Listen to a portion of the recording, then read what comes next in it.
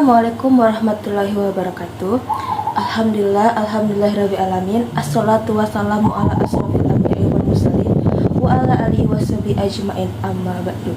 Pertama-tama, marilah kita panjatkan puji dan syukur kehadirat Allah Subhanahu wa taala yang telah memberikan kita karunia agar kita bisa berkumpul dalam keadaan sehat walafiat. Kedepannya, salawat serta salam selalu kita haturkan kepada junjungan kita Nabi besar Muhammad sallallahu alaihi wasallam yang kita nantikan syafaatnya di yaumil akhir nanti. Pertama-tama, kakak di sini mau perkenalkan diri dulu ya. Perkenalkan, nama kakak Yasmin Alia Putri. Di sini kakak mau ngasih tahu ke kalian, atau mungkin ngobrol-ngobrol deh sama kalian tentang satu hal. Ada yang tahu nggak sih kira-kira kakak hari ini mau ngomongin apa? Ya, kakak hari ini mau ngomongin tentang bohong. Ada yang tahu nggak sih sebenarnya bohong itu apa? Oh, udah tahu semua ternyata. Bohong itu gimana ya bilangnya?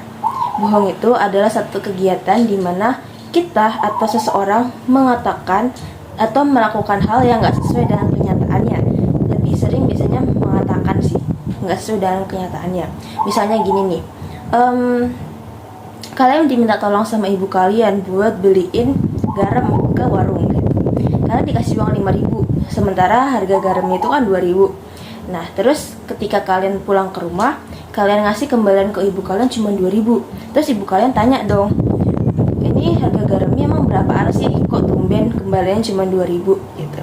Kalian jawab, harga garamnya 3.000. Padahal sebenarnya harga garamnya yang asli itu cuma 2.000. Artinya kalian bohong kan? Kalian mengatakan hal yang nggak sesuai sama kenyataannya. Kalian bilang harganya 3.000, padahal aslinya harga garam cuma 2.000. Kalian apa ya bahasanya? Ngambil keuntungan 1.000 dari hal itu gitu. Itu namanya bohong. Dan bohong itu sangat amat tidak dianjurkan atau bahkan dilarang di dalam Islam. Nah, bohong itu dilarang sesuai dengan yang tertulis dalam surat An-Nahl ayat 105 yang artinya sesungguhnya yang mengada-adakan kebohongan hanyalah orang-orang yang tidak beriman kepada ayat-ayat Allah, dan mereka itulah yang disebut pembohong. Nah, selain dalam surat An-Nahl ayat 105, ini juga dijelaskan dalam hadis Rasulullah yang diriwayatkan oleh Abdul Daud yang artinya dari Abdullah bin Mas'ud radhiyallahu anhu berkata, Rasulullah shallallahu alaihi wasallam bersabda, hendaklah kalian selalu berlaku jujur, karena kejujuran bawa kepada kebaikan dan kebaikan akan bawa kepada surga. Dan sebaliknya, apabila seseorang selalu berlaku jujur dan tak milih jujur, maka dia akan dicatat di sisi Allah sebagai seseorang yang jujur. Dan jauhilah orang yang berbuat dusta, karena dusta akan membawa seseorang kepada keburukan, dan keburukan akan membawa kalian kepada neraka. Dan jika seseorang senantiasa berdusta dan memilih kedustaan, maka akan dicatat di sisi Allah sebagai seorang pendusta atau pembohong. Nah, dari hadis ini kita bisa tahu tuh kalau misalnya orang kalau misalnya udah berlaku jujur, insya Allah bakal masuk surga. Kalau misalnya kita selalu berlaku jujur.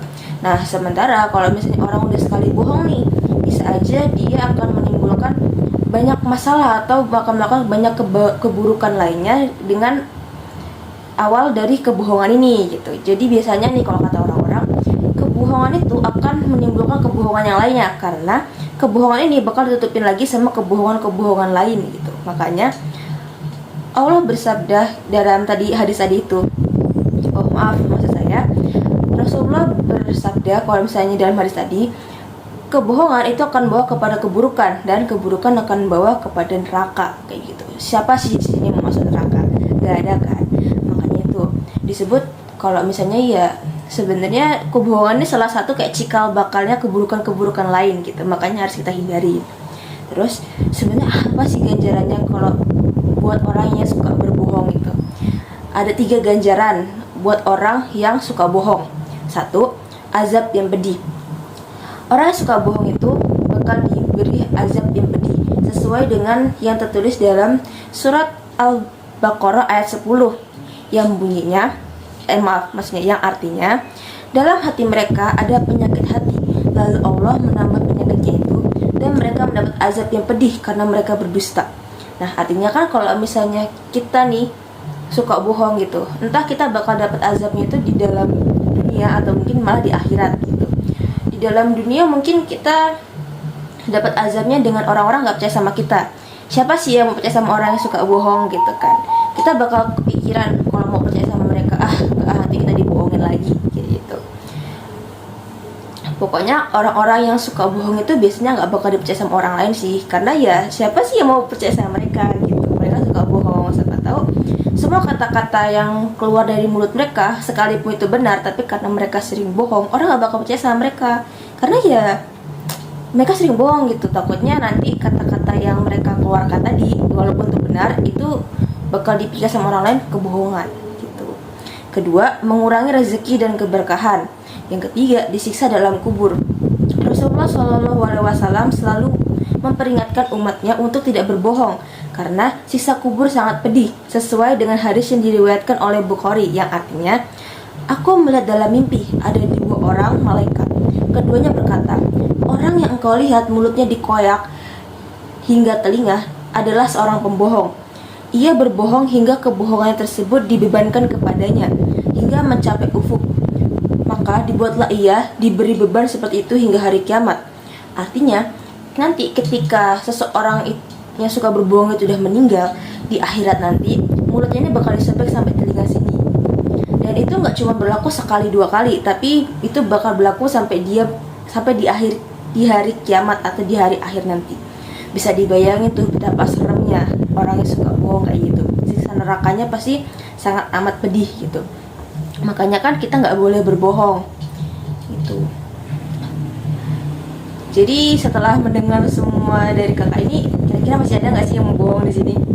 Sekalipun cuma kebohongan kecil kayak nyisipin duit 1.000 dari kembalian warung gitu, jangan diulangin lagi. Kalau misalnya emang ingin gitu ya, silahkan minta ke orang tua aja, bilang aja jujur sama mereka gitu. Jangan suka bohong kayak gitu, soalnya bakal jadi kebiasaan buruk. Satu, nanti selain kebiasaan buruk, kalian nggak bakal percaya sama orang, terus juga nanti siksa di nerakanya tuh berat banget. Jadi nggak boleh bohong lagi ya gitu. Kayaknya udah cukup yang bisa kakak sampaikan hari ini. Kakak mohon maaf atas semua kesalahan yang kakak lakukan selama melakukan kultum ini. Kakak harap kata-kata kakak atau mungkin materi kakak sampaikan sampai ke kalian dan bisa dipraktekkan atau diamalkan di kehidupan sehari-hari. Akhirul kalam, wassalamualaikum warahmatullahi wabarakatuh.